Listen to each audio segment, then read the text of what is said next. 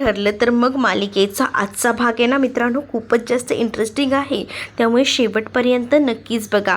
चला तर मग आजच्या आपल्या भागाला आपण सुरुवात करूया. सगळ्यात आधी आपण पाहतो की प्रियाने नागराजला कॉल केलेला असतो आणि नागराजला ती इथल्या सगळ्या गोष्टींबद्दल सांगते आणि ती म्हणू लागते की इकडेच आहे ना तो आहे, म्हणजे मी जिथे लग्न घरात आली ना तिथे त्या माणसाने म्हणजे नागेश्वरने त्याला लपवून ठेवलेलं आहे. आता प्रिया ही नागराजला सांगू लागते आणि जेव्हा नागराजला ही गोष्ट कळते तेव्हा नागराज म्हणतो, मग आता काय करायचे? आता काय करायचे म्हणजे काय विचारता? आता तुम्हाला इथे यावं लागणार आहे, कारण एकटीच्याने माझ्याच्याने होणार नाही आहे. तुला काही वेड लागले का? तिथे कल्पना वहिनी आहे, तर सायली अर्जुन आहे, त्यांच्यासमोर मी कसं काय येऊ? नाही मला जमणार नाही आहे. मग प्रिया म्हणते की या सगळ्या गोष्टी तुम्ही दोघांनी मिळून केलेल्या आहेत आणि मला निस्तरायला लावताय का? मीही काही वेडी नाही आहे. तुम्हाला यायचं असेल ना तर मला सांगा, मी तुम्हाला सांगते कसं काय यायचं, मॅनेज करायचं ते, पण तुम्हाला इथे यावंच लागेल असं देखील आता ती ठणकावून सांगू लागते. त्यावर नागराज म्हणतो की ठीक आहे मी येतो, पण मला तिथे आतमध्ये यायला जमणार नाही, मी कसं बसं तोंड लपवून येईन, पण तुला तिथे आल्यानंतर कॉन्टॅक्ट करेन असं देखील नागराज आता प्रियाला सांगू लागतो. त्यावर प्रिया म्हणते की ठीक आहे, पण लवकरात लवकर यायचा प्रयत्न करा. आणि असं बोलूनच ना आता तिनं फोन ठेवलेला असतो. तर नागराजला आता काही झालं तरी पुन्हा एकदा तुळजापूरला जायला निघायचं असतं, कारण त्याला आता काही झालं तरी महिपतला जाऊन गाठायचं असतं आणि त्यासाठी प्रियाच्या सांगण्यावर ना तो तातडीने तुळजापूरला जायला निघतो, जेणेकरून महिपतची भेट घडली तर महिपतला काही बाई सांगून या सगळ्या गोष्टी थांबवता येतील. कारण प्रिया ना नागराजला ब्लॅकमेल करत असते, एकतर तुम्ही हे सगळं केले आणि जर ॲक्सिडेंटबद्दल कळलं तर तुमचं काही खरं नाही. त्यावर नागराजही तिला म्हणत असतो की या सगळ्या गोष्टी तिकडनं जरा हळू बोल, सावकाश बोल. पण इकडे मात्र आता तारतम्य सोडलेली प्रिया ही खूप जास्त सटकल्यासारखी वागत असते, कारण तिला महिपतला पकडायचं असतं. जर महिपत जर ह्यांच्या ताब्यात आला तरच त्यांना माहिती आहे की या सगळ्या गोष्टी त्यांच्या सांगण्याप्रमाणे घडतील, नाहीतर सगळं काही त्यांच्या हातातून निघून जाईल हे सुद्धा प्रियाला माहिती असतं आणि म्हणूनच प्रियाने तसं वॉर्निंग देऊनच सांगितलेलं असतं. दुसरीकडे आता जो बाबू ड्रायव्हर असतो तो चाबूकवाला इकडे जाऊन देवीची सेवा करत असतो आणि दुसरीकडे आता सायली दारातून बाहेर आलेली असते आणि ती समोर पाहते तर काय, तो चाबूकवाला तिला दिसतो आणि त्याला बघूनच ना आता मात्र सायलीला समजतं की हा तोच बाबू ड्रायव्हर आहे आणि आता ह्याला काही झालं तरी पकडायला हवं, कारण हा एकमेव आपल्या या सगळ्यातला साक्षीदार आहे. ह्याने जर आपल्याला माहिती दिली तर बऱ्याच गोष्टी समजू शकतात आणि म्हणूनच आता ती कोणताही विचार न करता त्याच्या मागे मागे जायला निघते, कारण आता त्यालाही कळून चुकलेलं असतं की आपल्याला सायलीनं बघितलं आहे. सायलीला बघितल्यानंतर त्याला खूप मोठा धक्का बसतो आणि तो समजून जातो की या बाईनं आपल्याला पाहिलेलं आहे, मग आता ही बाई काही रिॲक्ट करू शकते, त्याआधी आपल्याला इथून सटकायला हवं असाच विचार करून ना तो लगेच तिकडनं पळ काढतो. दुसरीकडे अर्जुन लग्नातच असतो आणि अर्जुन बाजूला बघतो तर त्याच्या बाजूला सायली नसते आणि म्हणूनच तो चकित झालेला असतो की सायली नेमकी गेली तरी कुठे, आणि त्याच वेळेला तो आता सायलीला शोधतच बाहेर आलेला असतो. तर सायलीही आता त्या माणसाला म्हणजेच बाबू ड्रायव्हरला शोधत पुढे निघालेली असते आणि जेव्हा ती आता हळूहळू का होईना पुढे जाते तेव्हा मात्र आता अर्जुनला ती कुठेही दिसेनाशी होते. अर्जुन विचार करतो की सायली कुठे गेली, ती तर बाहेरही नाही आहे, मग गेली कुठे? मग आता अर्जुनला अंधुकशी सायली दिसते. मग तो विचार करतो की ही कुठे चालली आहे. मग आता अर्जुनही तिच्या मागे मागे जायचं ठरवतो, कारण अर्जुनला सुद्धा आता सायलीची काळजी वाटत असते, ही अशीच जाणार नाही, नक्कीच काहीतरी प्रॉब्लेम आहे म्हणून गेली असेल. इकडे मात्र आता प्रिया जी आहे ना तिचा फोन जोरजोरात वाजू लागतो आणि जेव्हा तिचा फोन जोरजोरात वाजत असतो ना तेव्हा मात्र आता नागराज बाहेर थांबलेला असतो. नागराजने आता हुडी वगैरे घातलेली असते, आपलं तोंड पूर्णतः त्याने लपवलेलं असतं, जेणेकरून आहे ना त्याला कोणीही पाहू नये, हाच या मागचा उद्दिष्ट असतो. तो प्रियाला बाहेर येऊन सांगू लागतो की मी आलेलो आहे, लवकर बाहेर ये. मग आता ती सुद्धा लगेच तातडीने बाहेर जायला निघते.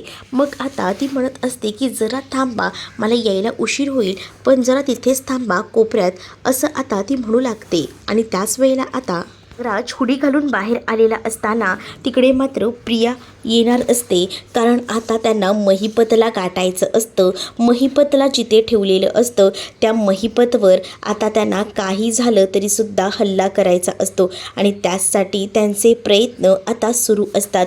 आणि जेव्हा आता त्यांचे प्रयत्न सुरू होतात ना, तेव्हा मात्र आता महिपतला गाठण्यासाठी ती नागराजला म्हणत असते की आता चोर पावलाने आपल्याला आतमध्ये जावं लागेल, काही झालं तरीसुद्धा, कारण तुम्हाला तर चांगलंच माहिती आहे की तिथे तो आहे करून. मग आता दुसरीकडे मात्र राज आणि प्रिया हे दोघंही जण आतमध्ये जायला निघतात.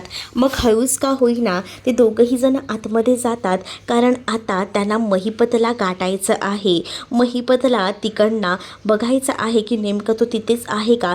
त्यासाठी आता नागराजने कॅपही डोक्यावर घातलेली असते आणि मग काय, तो आता धावत पळतच त्या दिशेला गेलेला असतो ज्या दिशेला ती रूम असते. तर आता प्रिया म्हणत असते की याच रूममध्ये तो आहे, आपल्याला आता हे रूम तर लॉक दिसत आहे असं नागराज म्हणतो. मग आपल्याकडे चावी नाही आहे, आपल्याला हे लॉक उघडावं लागेल. पण नागेश्वरनी याच रूममध्ये महिपतला डांबून ठेवले हे तर फिक्स आहे असं देखील आता प्रिया म्हणत असते. आणि मग काय, ते दार उघडायचा त्यांचा प्रयत्न आता सुरू असतो. आणि जेव्हा दार उघडायचा प्रयत्न सुरू असतो ना, तेव्हा मात्र आता काही झालं तरीसुद्धा त्यांना आता ते दार उघडून महिपतला बघायचं असतं. एक मोठ्या दगडाने तो दारावर मारतो. त्या लॉकवर मारल्याबरोबर तो दगड जो आहे ना, तो सुद्धा त्याचा आवाज येऊ लागतो. म्हणून प्रिया भडकलेली असते. प्रिया म्हणते की ओ तुमचं काय चाललंय, किती आवाज करताय, सगळेजण येतील ना इथं लग्न सोडून. त्यावर मात्र आता प्रियाला तो म्हणतो की अगं आपल्याला उघडायचं असेल तर असंच करावं लागेल ना. मग त्या दगडाचा आवाज आल्यामुळे तो रुमाल खिशातून बाहेर काढतो, त्या दगडाला गुंडाळतो आणि मग त्या कुलूपवर मारू लागतो. म्हणजे काय तर थोडा आवाज थोडा कमी येईल ना, असं काही. तर मग आता त्या दगडाने तो लॉक कसं बसं फोडतो आणि जेव्हा तो दगडाने ते लॉक उघडतो ना, तेव्हा मात्र आता रोज दबक्या पावलाने दोघंही जण रूममध्ये जातात. तर आता आतमध्ये असलेल्या महिपतला आधीच कळून चुकलेलं असतं की ही लोक आपल्याला बघायला आली आहेत. म्हणूनच ना आता तो मात्र एकदमच करीत असतो या दोघांवरही हल्ला करण्यासाठी. आणि त्याच वेळेला ना आता दोघांवरही तो जोरदार हल्ला करतो. ज्या वेळेला दोघांवरही तो हल्ला करतो ना, तेव्हा पहिल्यांदा ना तो प्रियाची मानगूट धरतो, म्हणजे प्रियाला इथून तिथून कुठूनही हलू देत नाही. त्याच वेळेला समोर नागराज असतो, तर नागराजवर पिस्तूल रोखून धरतो, म्हणजे नागराजचीही कुठेही हालचाल व्हायला नको असंच त्याला वाटतं. आणि त्यासाठी त्याने हे मस्त असं काम केलेलं असतं. तर नागराज म्हणत असतो की पिस्तूल खाली कर महिपत. पण त्याच वेळेला महिपत म्हणतो की तुम्हा लोकांना काय वाटलं की तुम्ही लोक मला अडकवणार या सगळ्यामध्ये. खरं तर ना मी नाव फोडलं ना तर तुम्ही सगळीजणं अडकाला. आता तुम्हाला वाटत असेल की तुम्ही बाहेर आहात तर मजेत आहात, पण मी जर अडकलो ना तर तुम्हा सगळ्यांना अडकवेल असं देखील आता महिपत बोलू लागतो. आणि ज्या वेळेला महिपत हे सगळं काही बोलतो ना, तेव्हा मात्र आता प्रिया म्हणत असते की आम्ही खरं तर तुम्हालाच मदत करायला आलो आहे. आम्हाला कळलं तुम्ही इथे आहात, मग म्हटलं तुम्हाला भेटून घेऊ, जे काही आहे ते बोलून घेऊ. पण त्या दिवशी तुम्ही तर माझी साथ सोडून ऐन वेळेला निघून गेलात ना, तेव्हाच मला कळलं काय रे नागराज शेठ, त्या दिवशी मी तुला म्हटलं होतं त्या जंगलात ये म्हणून, पण तू आला नाही. त्यावर नागराज म्हणत असतो की आलो होतो मी, पण तुम्ही तेव्हा बघितलं नव्हतं मला, मी खरंच सांगतोय. पण आता मात्र महिपत ऐकत नसतो. महिपतच्या हातात पिस्तूल असते आणि ती पिस्तूलच ना त्याने जोरदार रोखून धरलेली असते. आणि त्याला आता काही झालं तरीसुद्धा आता ह्या दोघांनाही शिव द्यायचा असतो आणि त्याचसाठी ना त्याचे प्रयत्न सुरू असतात.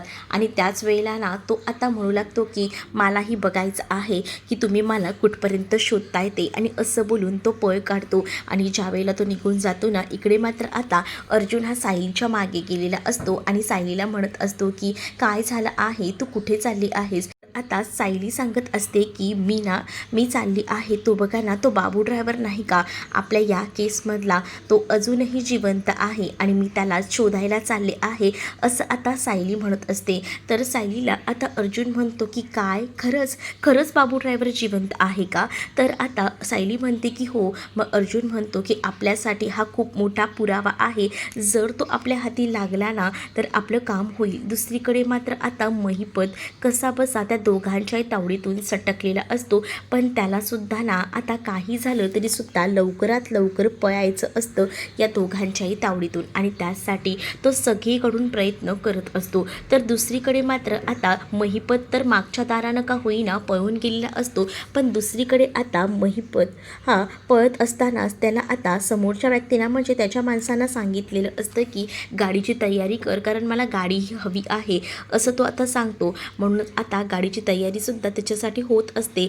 तो ज्या वेळेला पळून जातो तेव्हा मागोमागना नागराज आणि प्रियासुद्धा जातात, कारण आज त्यांना काही झालं तरी ह्याला पकडायचंच असतं आणि त्यासाठी ना त्यांची खूप जास्त धावपळ गडबड होत असते. तर महिपत झाडाच्या मागे कसा बसा लपून जात असतो. तर इकडे मात्र प्रिया आणि नागराजची सुद्धा पुरती वाट लागलेली असते. त्यांना काही झालं तरीसुद्धा त्याला पकडायचं असतं आणि त्यासाठी ना त्यांचे प्रयत्न आता सुरू असतात. ज्या वेळेला त्यांचे प्रयत्न सुरू असतात ना त्यावेळेला आता प्रिया ही नागराजसोबत प्लॅनिंग करू लागते आणि नागराजला म्हणत असते की जर त्याला आपल्याला रंगेहात पकडायचं असेल तर असंच काहीसं करावं लागणार आहे. तर नागराज म्हणतो की प्रिया, हे सगळं तुला वाटतं पॉसिबल तितकं शक्य आहे का, मला ते सांग, नाही तर वाट लागू शकते. तर प्रिया म्हणत असते की हो शक्य आहे, आपण करूया काहीतरी, थांबा. आणि असं बोलूनच ना ती मात्र आता नागराजला ह्या सगळ्या गोष्टी सांगते. नागराजला तर आता खूप जास्त टेन्शन आलेलं असतं, कारण नागराजला कळत असतं की त्याच्या घटिका ज्या आहेत ना त्या आता भरत आलेल्या आहेत. कारण त्याचं सत्य जर महिपतने सांगून टाकलं तर तो पुरता अडकेल या सगळ्यामध्ये. आणि वर महिपतने हे सुद्धा सांगितलेलं असतं की आता माझ्यासोबत आहे ना मी तुम्हा दोघांनाही अडकवणार आहे, प्रिया तुलासुद्धा फासावर चढवणार आहे मी. त्यामुळे प्रिया ही आता पुरती घाबरलेली असते. प्रियाला आता काही झालं तरीसुद्धा महिपतला आपल्या ताब्यात घ्यायचं असतं आणि त्यासाठी तिची खूप जास्त धावपळ गडबड सुरू असते. राज मात्र प्रियाला म्हणत असतो की चल, आपल्याला त्याला पकडायला हवं, नाहीतर सगळंच आपल्या हातातून निसटून जाईल. मग आपण काय करणार. आणि मग ते दोघंही जण पुन्हा एकदा त्याच्या मागे जायचा निर्णय घेतात. दुसरीकडे आता अर्जुन सायलीसुद्धा त्या बाबू ड्रायव्हरचा शोध घेत असतात. सायली म्हणत असते की तो याच दिशेने गेला आहे. मग आता अर्जुन आणि सायली त्याच दिशेने जाऊ लागतात. तर इकडे सायली अर्जुन त्या बाबू ड्रायव्हरला शोधत असतात, तर दुसरीकडे आता महिपतला नागराज आणि प्रिया शोधत असतात. असा हा ह्यांचा लपंडावचा खेळ सुरू असतो. दुसरीकडे आता अर्जुनच्या लक्षात येतं आणि सायलीलाही दिसतं की बघा ना, आपण ज्या दिशेने जात आहोत ती दिशा तर बरोबर आहे, कारण आपल्याला पायांचे ठसेसुद्धा दिसत आहेत. त्याच वेळेला सायलीचा तोल जाऊन सायली पडणार असते आणि जेव्हा सायली पडणार असते ना तेव्हा मात्र आता अर्जुन तिला सावरतो आणि अर्जुन तिला हात धरत म्हणत असतो की अगं थांब. आणि असं बोलून तो आता तिला योग्य दिशेला घेऊन जायला लागतो. आता दोघंही जण तर जात असतात. दुसरीकडे मात्र आता सायली आणि अर्जुन ज्या दिशेने जात असतात ना तिथेच आता प्रिया आणि नागराजही असतात, म्हणजेच त्याच गावामध्ये तेवढ्याच त्या गोलात फिरत असतात ती लोक. तर इकडे मात्र महिपत त्या झाडामागे लपून बसलेला असतो. त्याला असं वाटतं की आपल्याला कोणी बघायला नको, कारण ज्या दिशेने महिपत पळत असतो ना त्याच दिशेला आता सायली अर्जुन देखील असतात. सायली अर्जुनने आपल्याला बघायला नको, नाहीतर आपलं काही खरं नाही असंच त्या महिपतला वाटत असतं. आणि म्हणूनच ना महिपत आपलं तोंड कसं बसं पळवून तिकडनं निघत असतो. तर दुसरीकडे मात्र सायली अर्जुन त्या झाडाआडून तिकडनं जातात. त्यांना काही महिपत दिसत नाही. महिपत स्वतःचा जीव वाचवून कसा बसा आता एका झाडामागे लपलेला असतो आणि तो आता तिकडनं हळूच का होईना जात असतो. अर्जुन आणि सायलीला सुद्धा वाटत असतं की तिथे काहीसं आहे का. मग आता ते दोघंही जण तिकडनं जायला निघतात आणि मग मात्र आता त्यांना बाबू ड्रायव्हर सारखं कोणीतरी दिसतं. दुसरीकडे मात्र आता प्रिया म्हणत असते की तो बघा महिपत, आता या महिपतला आपण सोडायचं नाही. मग आता त्या बाबू ड्रायव्हरला शोधत गेलेले अर्जुन आणि सायली त्यांना समोरच तो बाबू ड्रायव्हर तिथे लपलेला दिसतो, कारण बाबू ड्रायव्हर खूप जास्त धावत पळत गेलेला असतो, कारण त्याला काही झालं तरीसुद्धा आता स्वतःचं रक्षण करायचं असतं आणि त्यासाठी आता तो पळत गेलेला असतो. आणि जेव्हा तो आता पळत जातो ना तेव्हा त्याला धापा लागलेले असतात आणि तो एका जाग्यावर पडतो. आणि सायली अर्जुन त्याला बघतात ना तेव्हा मात्र आता त्या दिशेने जातात. तो घाबरून जातो. आता आपलं काही खरं नाही, आपलं काही झालं तरीसुद्धा आपलं मरण आहे हे त्याला माहिती झालेलं असतं आणि त्यामुळेच ना आता तो खूप जास्त घाबरतो. तो आता समजून जातो की आपली आता या सगळ्यातून सुटका नाही. अर्जुन आणि सायली बरोबर तिथे पोचतात आणि आता अर्जुन आणि सायली डायरेक्टली त्याच्यावर हल्ला करतात. म्हणजेच आता इतके वर्ष म्हणजे जवळजवळ बरेच वर्ष जे आहे ती खूप ह्यांची तुझी फसवणूक होत होती आणि ही सगळी या माणसामुळे होत होती. आता जर हा बाबू ड्रायव्हर भेटला तर आपल्याला सगळा पुरावा सापडू शकतो. म्हणजे हा अपघात कसा झाला होता, हा कोणी करून आणला होता, ह्याचा एकमेव साक्षीदार जो आहे तो मात्र आता अर्जुन आणि सायलीला भेटलेला असतो आणि त्यामुळे दोघंही जण आता या बाबू ड्रायव्हरला काही सोडणार नसतात. दुसरीकडे आता महिपतला बरोबर प्रियाने आणि नागराजने पकडलेलं असतं. जसं की त्यांचा प्लॅन ठरलेला असतो. नागराज मागे उभा असतो आणि प्रिया मात्र आता या महिपतशी बोलत असते. महिपतला म्हणत असते की तुम्हाला काय वाटते, तुम्ही पळून जाल का, आम्ही तुमच्या चांगल्याचंच बोलतोय, असं काहीसं बोलत असताना मात्र महिपतचं टायको ऑलरेडी सटकलेलं असतं. कसं, कारण तो स्वतःचं तोंड लपवत सायली अर्जुनपासून लपवून इकडे तिकडे फिरत असतो. त्यातच या प्रियामुळे त्याला घराबाहेर पडायला लागलेलं असतं आणि त्यामुळेच ना आता तो खूप जास्त महिपत जो आहे तो प्रियावर भडकतो. अक्षरशः रस्त्यावर तो तिची गचांडी स्वतः धरतो. तिला म्हणत असतो की ए तू माझ्यासमोर आवाज करतेस का, चिचुंद्रे, लक्षात ठेवा माझ्या इतका वाईट माणूस कोणी नसेल बघा. आणि असं बोलून तो तिचं पूर्णपणे तोंड दाबतो आणि त्याच वेळेला आता घसासुद्धा दाबून टाकतो. त्यावेळेला मागून आहे ना नेमका नागराज येतो आणि नागराजने त्याच्या डोक्यात ना बांबू मारलेला असतो.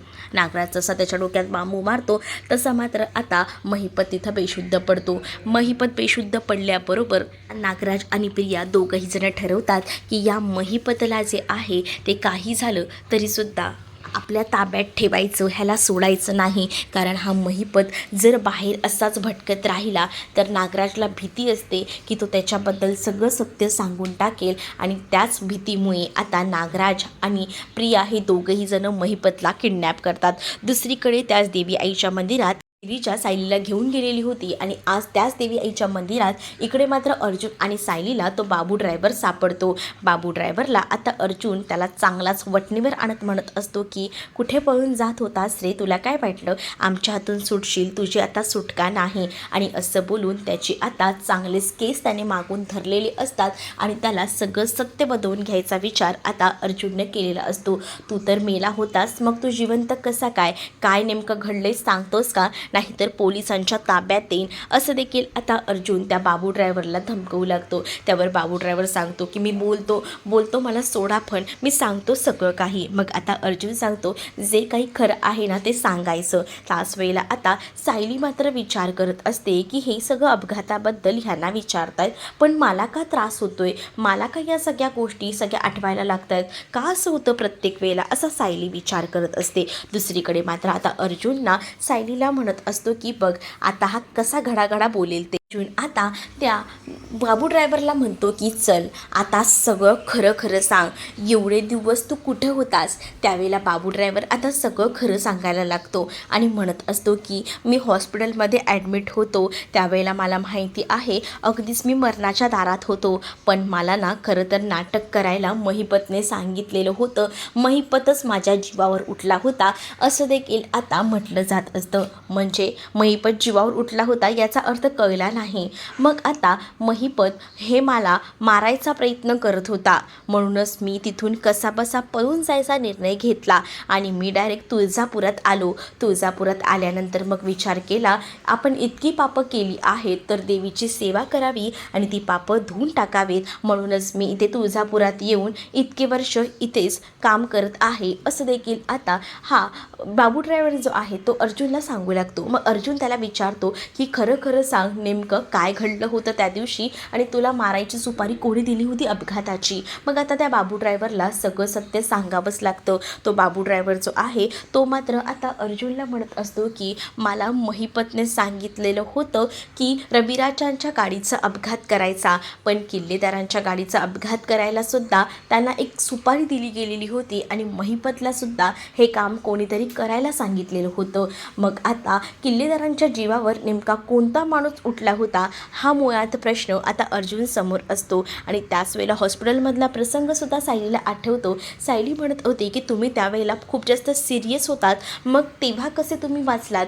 त्यावेळेला आता मी देवाच्या कृपेने वाचलो, पण तिथून मला लवकरात लवकर बाहेर पडायचं होतं, महिपतला समजू द्यायचं नव्हतं की मी जिवंत आहे ते. मग आता अर्जुन म्हणतो की या सगळ्या गोष्टी तू मला सांगितल्यास ना आता या पोलीस स्टेशनमध्ये यायच्या आणि सांगायच्या. त्यावर मात्र नको, महिपत शेठला कळलं ना मी जिवंत आहे तर तुम्हाला इथेच गाठून टाकेल, मला जिवंतही जगू देणार नाही, प्लीज ना, प्लीज असं करू नका, असं बाबू ड्रायव्हर रिक्वेस्ट करतच अर्जुनला बोलत असतो. पण आता अर्जुन म्हणतो की महिपतच्या तावडीतून वाचवण्यासाठी ना मी बघतो तुला काय करायचं ते, तुला काही होणार नाही, पण तुला आता मी सांगेन ना तेच करावं लागणार आहे, तुला माझ्यासोबतच यावं लागणार आहे, असं देखील अर्जुन आता त्या बाबू ड्रायव्हरला सांगतो. नाही तर मी तुला आत्ताच्या आता पोलिसांच्या हवाले करून टाकेन. त्याबरोबर आता बाबू ड्रायव्हर सायली आणि अर्जुनचं ऐकायचं ठरवतो.